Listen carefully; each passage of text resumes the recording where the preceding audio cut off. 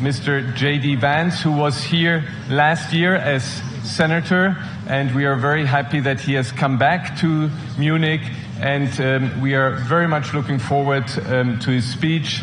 Please welcome Vice President J.D. Vance.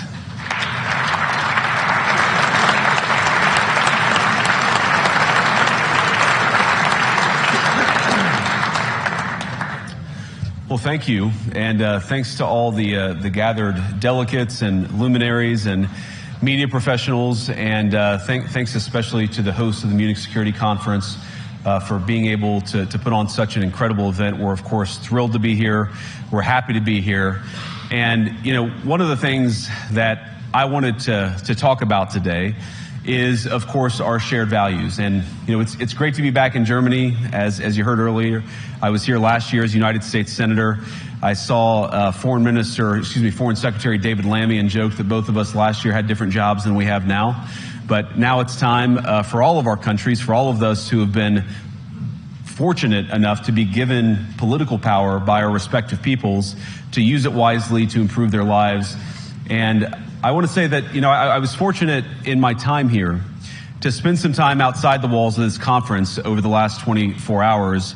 And I've been so impressed by the hospitality of the people, even as, of course, as they're reeling from yesterday's horrendous attack. And the first time I was ever in Munich was with my wife, actually, who's here with me today, on a personal trip. And I've always loved the city of Munich, and I've always loved its people. And I just want to say that we're very moved, and our thoughts and prayers are with Munich and everybody affected by the evil inflicted on this beautiful community. We're thinking about you, we're praying for you, and we will certainly be rooting for you in the days and weeks to come. Now,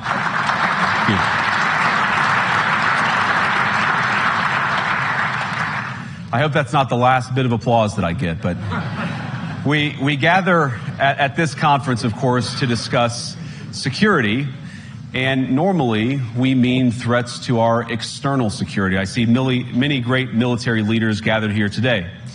But while the Trump administration is very concerned with European security and believes that we can come to a reasonable settlement between Russia and Ukraine, and we also believe that it's important in the coming years for Europe to step up in a big way to provide for its own defense, the threat that I worry the most about vis-a-vis Europe is not Russia, it's not China, it's not any other external actor.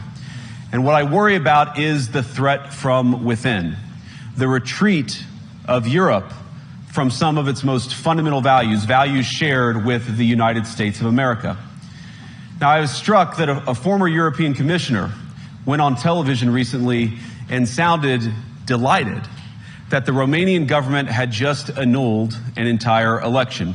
He warned that if things don't go to plan, the very same thing could happen in Germany too. Now, these cavalier statements are shocking to American ears. For years, we've been told that everything we fund and support is in the name of our shared democratic values. Everything from our Ukraine policy to digital censorship is billed as a defense of democracy. But when we see European courts canceling elections and senior officials threatening to cancel others, we ought to ask whether we're holding ourselves to an appropriately high standard. And I say ourselves because I fundamentally believe that we are on the same team. We must do more than talk about democratic values, we must live them. Now, within living memory of many of you in this room, the Cold War positioned defenders of democracy against much more tyrannical forces on this continent. And consider the side in that fight that censored dissidents, that closed churches, that canceled elections. Were they the good guys? Certainly not. And thank God they lost the Cold War. They lost because they neither valued nor respected all of the extraordinary blessings of liberty. The freedom to surprise, to make mistakes, to invent, to build. As it turns out, you can't mandate innovation or creativity, just as you can't force people what to think, what to feel, or what to believe. And we believe those things are certainly connected. And unfortunately, when I look at Europe today, it's sometimes not so clear what happened to some of the Cold War's winners. I look to Brussels, where EU commissars warn citizens that they intend to shut down social media during times of civil unrest the moment they spot what they've judged to be, quote, hateful content. Or to this very country, where police have carried out raids against citizens suspected of posting anti-feminist comments online as part of, quote, combating misogyny on the internet, a day of action. I look to Sweden, where 2 weeks ago the government convicted a Christian activist for participating in Koran burnings that resulted in his friend's murder. And as the judge in his case chillingly noted, Sweden's laws to supposedly protect free expression do not, in fact, grant, and I'm quoting, a free pass to do or say anything without risking offending the group that holds that belief. And perhaps most concerningly, I look to our very dear friends, the United Kingdom, where the backslide away from conscience rights has placed the basic liberties of religious Britons in particular in the crosshairs. A little over 2 years ago, the British government charged Adam Smith Connor, a 51-year-old physiotherapist and an Army veteran, with the heinous crime of standing 50 meters from an abortion clinic and silently praying for 3 minutes. Not obstructing anyone, not interacting with anyone, just silently praying on his own. And after British law enforcement spotted him and demanded to know what he was praying for, Adam replied simply, it was on behalf of the unborn son he and his former girlfriend had aborted years before. Now, the officers were not moved. Adam was found guilty of breaking the government's new buffer zones law, which criminalizes silent prayer and other actions that could influence a person's decision within 200 meters of an abortion facility. He was sentenced to pay thousands of pounds in legal costs to the prosecution. Now, I wish I could say that this was a fluke, a one-off crazy example of a badly written law being enacted against a single person. But no, this last October, just a few months ago, the Scottish government began distributing letters to citizens whose houses lay within so-called safe access zones, warning them that even private prayer within their own homes may amount to breaking the law. Naturally, the government urged readers to report any fellow citizen suspected guilty of thought crime. In Britain and across Europe, free speech, I fear, is in retreat.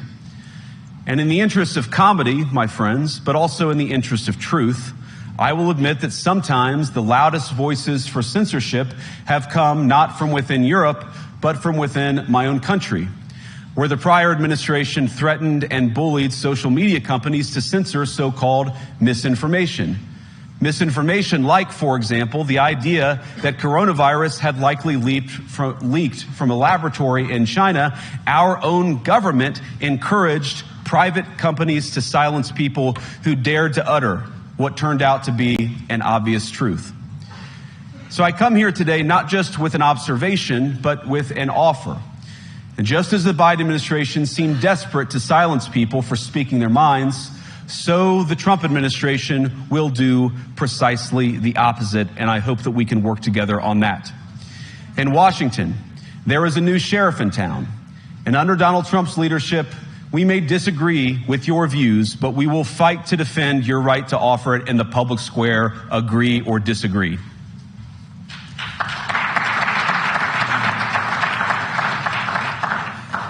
Now, we're at the point, of course, that the situation has gotten so bad that this December, Romania straight up canceled the results of a presidential election based on the flimsy suspicions of an intelligence agency and enormous pressure from its continental neighbors. Now, as I understand it, the argument was that Russian disinformation had infected the Romanian elections.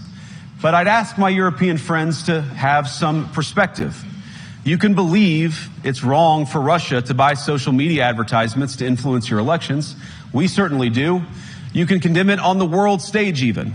But if your democracy can be destroyed with a few $100,000 of digital advertising from a foreign country, then it wasn't very strong to begin with. Now, the good news is that I happen to think your democracies are substantially less brittle than many people apparently fear. And I really do believe that allowing our citizens to speak their mind will make them stronger still. Which, of course, brings us back to Munich, where the organizers of this very conference have banned lawmakers representing populist parties on both the left and the right from participating in these conversations. Now, again, we don't have to agree with everything or anything that people say. But when people represent, when political leaders represent an important constituency, it is incumbent upon us to at least participate in dialogue with them. Now, to many of us on the other side of the Atlantic, it looks more and more like old entrenched interests hiding behind ugly Soviet-era words like misinformation and disinformation, who simply don't like the idea that somebody with an alternative viewpoint might express a different opinion or, God forbid, vote a different way or, even worse, win an election. Now, this is a security conference, and I'm sure you all came here prepared to talk about how exactly you intend to increase defense spending over the next few years in line with some new target. And that's great, because as President Trump has made abundantly clear, he believes that our European friends must play a bigger role in the future of this continent. We don't think, you hear this term, burden sharing, but we think it's an important part of being in a shared alliance together that the Europeans step up while America focuses on areas of the world that are in great danger. But let me also ask you, how will you even begin to think through the kinds of budgeting questions if we don't know what it is that we're defending in the first place? I've heard a lot already in my conversations, and I've had many, many great conversations with many people gathered here in this room. I've heard a lot about what you need to defend yourselves from, and of course that's important. But what has seemed a little bit less clear to me, and certainly I think to many of the citizens of Europe, is what exactly it is that you're defending yourselves for. What is the positive vision that animates this shared security compact that we all believe is so important? And I believe deeply that there is no security if you are afraid of the voices, the opinions, and the conscience that guide your very own people. Europe faces many challenges, but the crisis this continent faces right now, the crisis I believe we all face together, is one of our own making. If you're running in fear of your own voters, there is nothing America can do for you. Nor, for that matter, is there anything that you can do for the American people who elected me and elected President Trump. You need democratic mandates to accomplish anything of value in the coming years. Have we learned nothing that thin mandates produce unstable results? But there is so much of value that can be accomplished with the kind of democratic mandate that I think will come from being more responsive to the voices of your citizens. If you're going to enjoy competitive economies, if you're going to enjoy affordable energy and secure supply chains, then you need mandates to govern, because you have to make difficult choices to enjoy all of these things. And of course, we know that very well in America. You cannot win a democratic mandate by censoring your opponents or putting them in jail, whether that's the leader of the opposition, a humble Christian praying in her own home, or a journalist trying to report the news.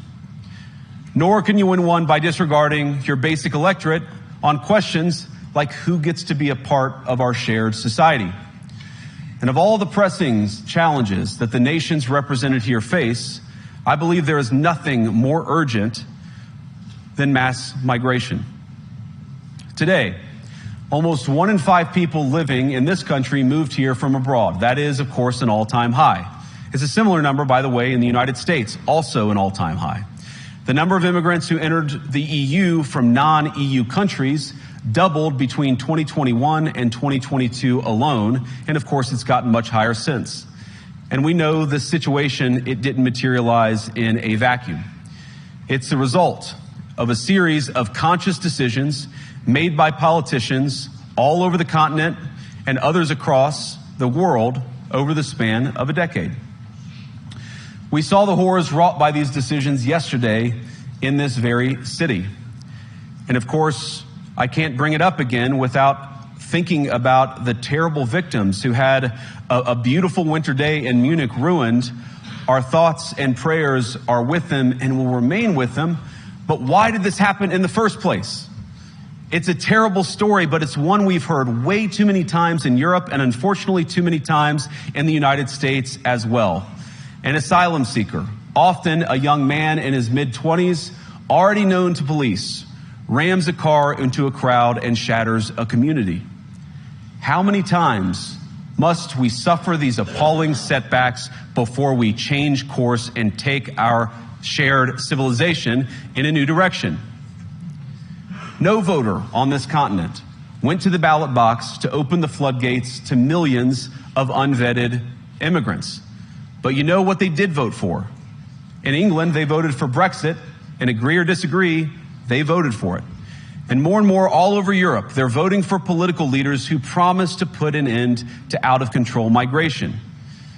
Now, I happen to agree with a lot of these concerns, but you don't have to agree with me. I just think that people care about their homes, they care about their dreams, they care about their safety and their capacity to provide for themselves and their children. And they're smart. I think this is one of the most important things I've learned in my brief time in politics. Contrary to what you might hear a couple mountains over in Davos, the citizens of all of our nations don't generally think of themselves as educated animals or as interchangeable cogs of a global economy. And it's hardly surprising that they don't want to be shuffled about or relentlessly ignored by their leaders. And it is the business of democracy to adjudicate these big questions at the ballot box. I believe that dismissing people, dismissing their concerns, or worse yet, shutting down media, shutting down elections, or shutting people out of the political process protects nothing. In fact, it is the most surefire way to destroy democracy. And speaking up and expressing opinions isn't election interference. Even when people express views outside your own country, and even when those people are very influential. And trust me, I say this with all humor, if American democracy can survive 10 years of Greta Thunberg scolding, you guys can survive a few months of Elon Musk. But what no democracy, American, German, or European, will survive is telling millions of voters that their thoughts and concerns, their aspirations, their pleas for relief are invalid or unworthy of even being considered. Democracy rests on the sacred principle that the voice of the people matters. There's no room for firewalls. You either uphold the principle or you don't. Europeans, the people, have a voice. European leaders have a choice.